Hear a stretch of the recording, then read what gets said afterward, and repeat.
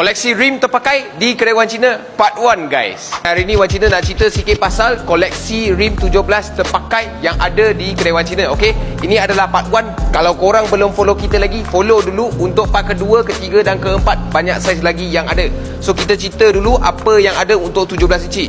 Okey, untuk 4 lubang ini ataupun 8 lubang, nampak 4x100 kita ada TE, RPF1, RS05AA, Boston, Honda, Mini Cooper dan juga ZE40.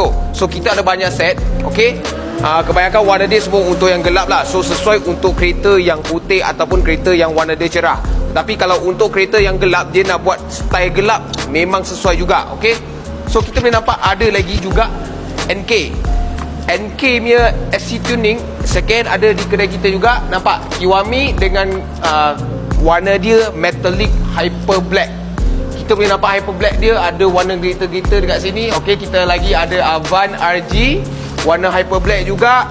Ini rim tak tahulah model apa, tapi cabang dia macam rim Euro style 4x100 juga untuk 17 inci.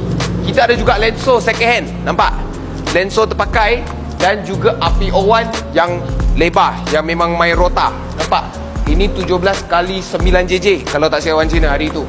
Okey, so untuk 5 lubang pula, 5 lubang kita ada TE37. Okey, warna dia kita buat chrome tepi, tengah dia hitam lah. Okey, ada juga TC105X AOW. Okey, ini adalah rim daripada AOW yang terpakai lah. Ini ada juga RPO1, rim Mercedes, rim 5x100, 5 lubang. Okey, so ada lagi CE28 dekat bawah sini. Serabut sikit lah sebab kedai dah tutup. Okey, memang nampak serabut sikit lah, minta maaf lah. Tetapi kita ada juga CE28 dekat sini 8 lubang. So 8 lubang maksudnya dia boleh masuk PCD 100 dan juga PCD 14.3. Okey, so banyak rim terpakai yang ada ready stock dekat kedai Wan Cina. Condition semua cun. Okey, itu sahaja untuk part 1. Kita nak tunjuk part 2 nanti untuk saiz lain. Tapi kalau korang belum follow dulu. Nanti kita tunjuk part 2 saiz apa guys.